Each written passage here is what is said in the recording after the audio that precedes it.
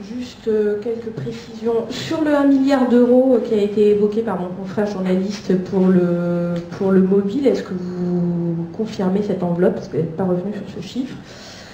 Par ailleurs, sur l'histoire de l'offre de fourreaux, donc vous trouvez que manifestement elle est beaucoup trop chère, est-ce que vous pouvez me rappeler le prix actuellement et quel est le prix que vous aimeriez avoir? Enfin, quel est le prix qui paraîtrait correct?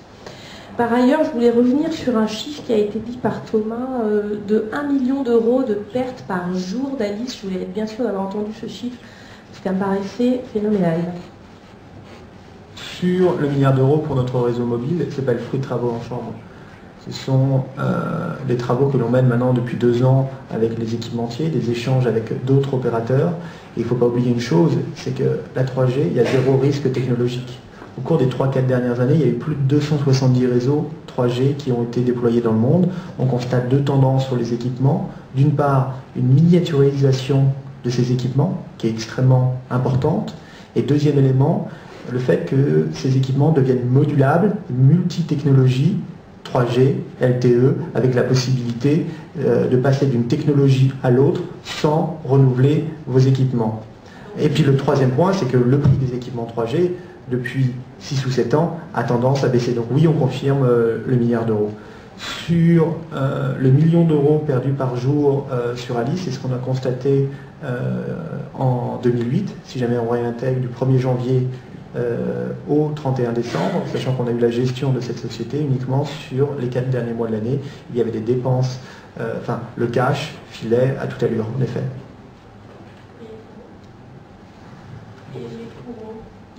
Les fourreaux, c'est difficile de vous décrire l'offre tarifaire parce qu'elle est complexe, c'est pas un prix au mètre, point.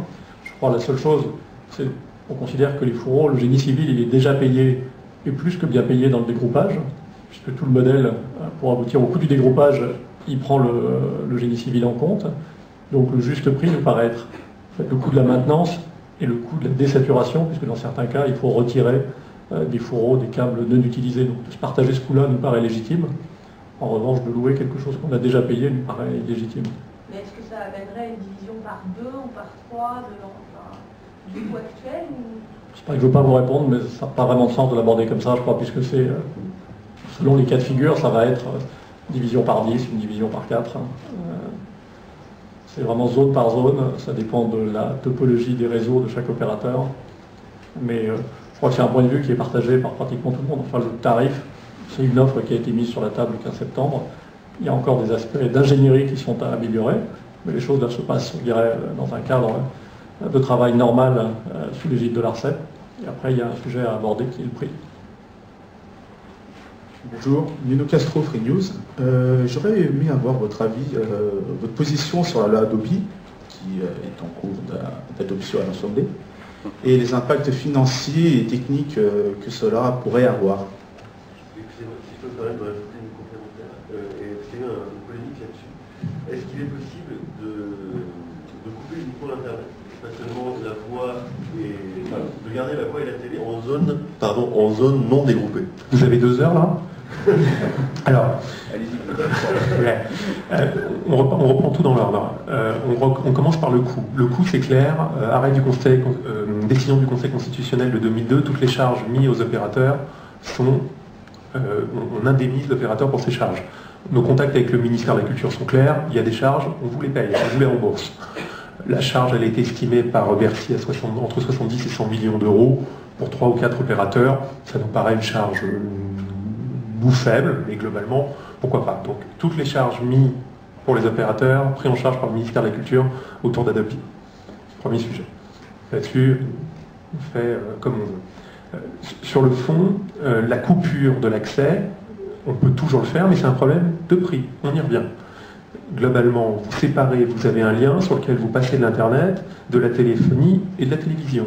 Si sur la totalité de nos DSPAM et de nos équipements, on doit rajouter des équipements qui vont, d'une manière ou d'une autre, empêcher, filtrer, baisser le sujet, globalement, pour un abonnement à 30 € en fonction du nombre de cas concernés, vous allez avoir une charge mensuelle de une centaine d'euros, de 200 €. Donc c'est possible. Des gens disent que c'est impossible. Tout est possible. Il y a juste un problème de coût. Bon, très bien. Si on souhaite nous vous apporter des revenus pour compenser la charge de cela, cela sera fait. Sur le fond d'Adopi, on a une position, on est seul à failli avoir cette position de manière à la fois publique et à la fois privée. On pense que cette loi, en ce qu'elle impose la coupure, et voire elle envisage le filtrage, est une bêtise. Ce sera une loi qui ne sera mal appliquée, qui n'ira couper que quelques personnes, globalement, qui ne seront pas les grands délinquants, sanctionnés, et que les véritables personnes que vous voulez bloquer arriveront à contourner ça dans la seconde. Simplement, le mode de consommation ou le mode de fonctionnement du piratage a évolué, c'est devenu du streaming, c'est des newsgroups, c'est du peer-to-peer protégé, c'est des dizaines de situations tiers. Et là, on ne s'occupe que d'une situation qui a été adaptée en 2002 ou 2003, qui n'est plus du tout adaptée en 2008. Mais c'est pas grave.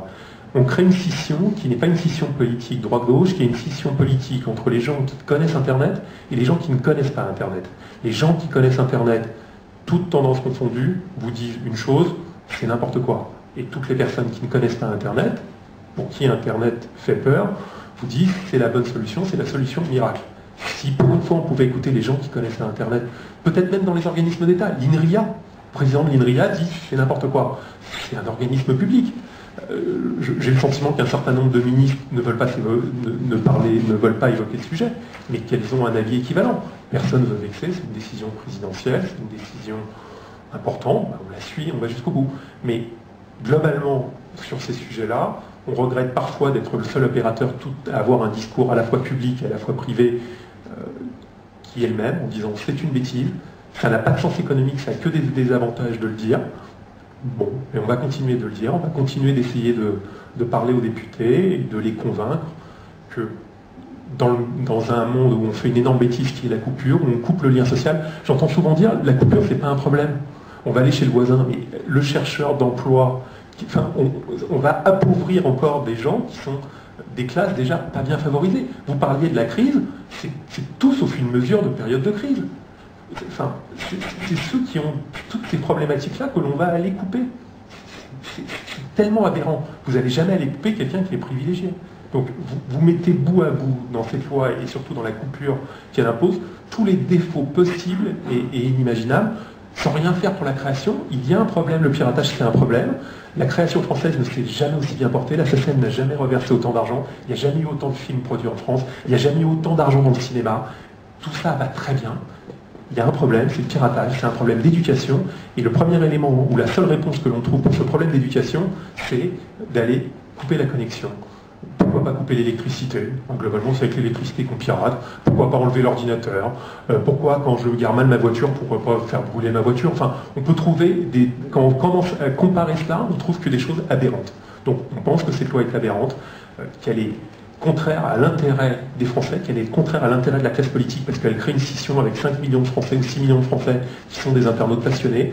Vous avez dit tout à l'heure quelque chose avec lequel je ne suis pas d'accord, que le métier Internet n'était pas quelque chose d'absolument nécessaire. Nous pensons au contraire que c'est devenu pour les Français quelque chose d'absolument nécessaire, et que ça continue de l'être, et je pense que c'est une des raisons pour laquelle, d'une manière générale, les opérateurs et les fournisseurs d'accès à Internet sont peu touchés par la crise, parce que les Français ont le sentiment que c'est devenu quelque chose d'absolument nécessaire. Excusez-moi d'avoir été aussi long. Alors, il ne faut rien faire, il faut la licence globale, et qu'est-ce qu'il faut? Il faut l'éducation. Ah ben voilà, vous n'aimez pas. Et couper l'accès, ça veut dire quoi? Ça veut rien dire, l'éducation, c'est pas une solution à court terme, même à moyen terme. On pense que dans un monde où on va faire une bêtise, parce que c'est globalement une bêtise, il y a peut-être quelque chose d'intermédiaire.